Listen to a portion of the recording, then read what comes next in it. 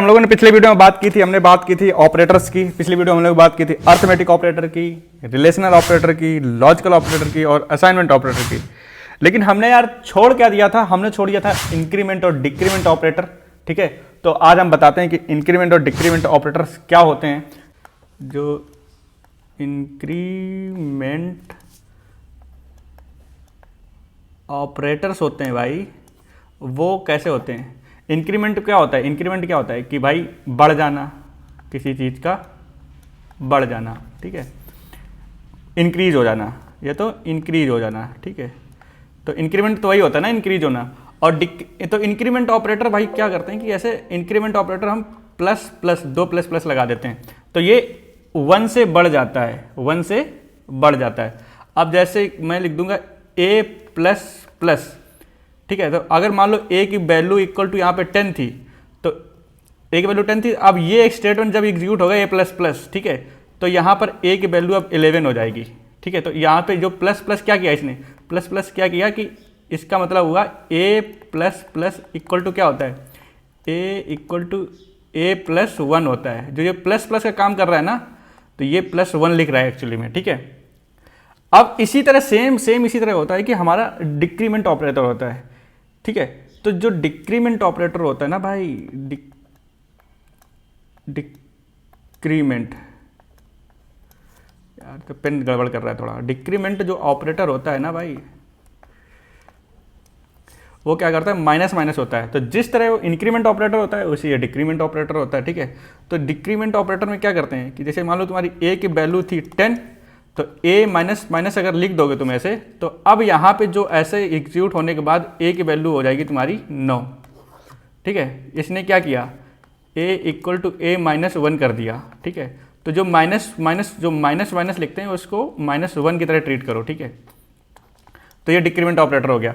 ठीक है, अब मैं तुम्हें इसका एक एग्जांपल दिखा देता हूँ यार कि भाई क्या बोल रहे हो, कुछ समझ में नहीं आ रहा। ठीक है, तो मैं इसका एग्जांपल दिखा देता हूँ। ठीक है, तो इसको तो मैं ऑलरेडी कमांड L से आपको क्लियर करना है, पूरा टर्मिनल क्लियर कर लिया।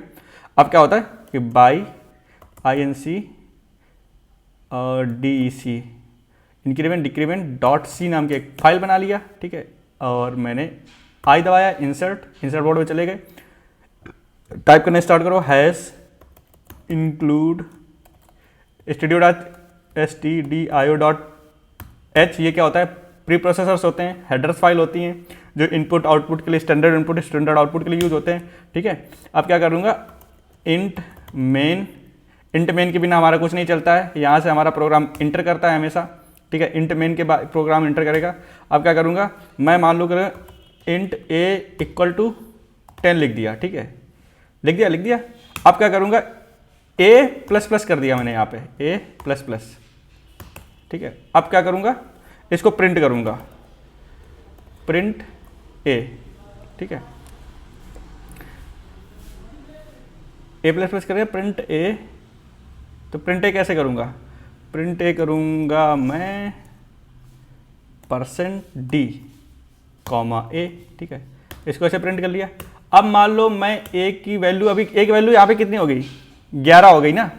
ठीक है, तो अब 11 हो गई, तो अब मैं a माइनस माइनस कर देता हूँ यहाँ पे। ठीक है, a माइनस माइनस कर दिया। अब क्या करूँगा, प्रिंट %d, a। अब /n लगा लेते हैं यार, क्योंकि हम नए लाइन में हम इसको इनपुट लेना चाहते हैं, नए लाइन में आउटपुट हम लेना चाहते हैं। तो देखो अब क्या होगा, तुम्हें क्या समझ में आ रहा है कि ये प्रोग्राम कैसे एग्जीक्यूट करेगा। प्रोग्राम पहले मेन से इंटर करेगा, इंट a में जो वेरिएबल जाएगा, a में जो वैल्यू जाएगी वो 10 असाइन हो जाएगा a को। ठीक है, फिर a प्लस प्लस का मतलब होता है a प्लस 1। तो a प्लस 1 क्या हो गया, एक वैल्यू अभी यहाँ पे कितनी हो गई, एक वैल्यू यहाँ पे हो जाएगी 11। ठीक है, एक वैल्यू 11 हो जाएगी, तो यहाँ पे क्या प्रिंट होगा, ये एक वैल्यू क्या प्रिंट होगी, यहाँ पे प्रिंट होगी 11। ठीक है, अब क्या होगा, a माइनस माइनस, तो ये यहाँ पे जो ऑलरेडी 11 हो चुका है। ठीक है, यहाँ पे ये 11 हो चुका है, तो a की वैल्यू 11, तो 11 माइनस 1, तो यहाँ पे क्या होगा, यहाँ की वैल्यू तुम्हारी होगी माइनस माइनस होने के बाद क्या होगा, माइनस माइनस होने के बाद फिर से एक वैल्यू 10 हो जाएगी, और फिर यहाँ पे 10 प्रिंट होना चाहिए। अब क्या होता है, रिटर्न 0। तो रिटर्न की स्पेलिंग सही कर देते हैं, क्योंकि बार बार हम गलत कर रहे हैं, रिटर्न की स्पेलिंग सही कर देते हैं। ठीक है, अब कहता है इसको सेव करो।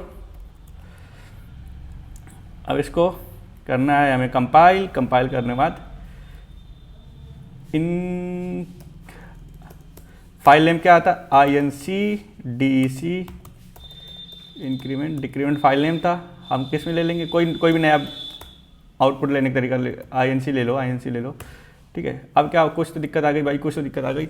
इसमें दिक्कत है implicit declaration of function print is print, ठीक है। प्रिंट नहीं करना है यार, प्रिंट ऑफ लिखना है। मैं पाइथन में कोड लिखता हूँ तो मुझे प्रिंट कभी कभी याद रह जाता है, ठीक है। तो मैं प्रिंट की जगह प्रिंट ऑफ लिखना चाहिए हमें, ठीक है। प्रिंट ऑफ सी में प्रिंट ऑफ यूज होता है और पाइथन में प्रिंट यूज होता है। तो मैं पाइथन के मोस्टली कोड लिखता हूँ, तो मैं सिखाने के लिए आप लोगों को इसे सिखा रहा हूँ, ठीक है। अभी हमने कहीं वो छोड़ दिया है, सेमीकोलन छोड़ दिया। मैंने क्या बोला था, सेमीकोलन कभी नहीं छोड़ना है, सेमीकोलन कभी नहीं छोड़ना है, ठीक है। सेमीकोलन नहीं छोड़ना है, ओके आई, ठीक है, ओके, ठीक है। अब हमारा क्या हो गया, कंपाइल हो गया। अब आउटपुट कैसे आएगा, डॉट स्लैश inc, ओके। 11 और 10 आया, मैंने क्या बोला था 11 और 10 ही आएगा, 11 और 10 ही आएगा, ठीक है। वाया देखो 11 कैसे आएगा, इंट पहले ए था, a प्लस प्लस हुआ तो प्लस प्लस में उसने एक बढ़ा दिया, एक का एडिशन किया तो उसने 11 कर दिया, फिर उसके बाद हम तुरंत प्रिंट कर रहे हैं एक वैल्यू, तो क्या हो गया यहाँ पे 11। अब क्या होगा कि यहाँ पे 11 थे तो यहाँ पे ए पे 11 आया तो 11 पे ही माइनस माइनस होगा तो फिर 10 होगा, ठीक है। अभी तो मान लो तुम्हें एक और माइनस करना है, मान लो एक और तुम्हें एक और माइनस कर दे, ए माइनस एक और कर दिया। चलो अब तुम्हारे हिसाब से इसकी वैल्यू कितनी होनी चाहिए, इसकी वैल्यू मेरे हिसाब से तो नहीं 9 होनी चाहिए, ठीक है। अब तुम्हें प्रिंट क्या करेगा, अब क्या प्रिंट करेगा, पहले कंपाइल करोगे, ठीक है। अब क्या आउटपुट लोगे, 9 आया, ठीक है।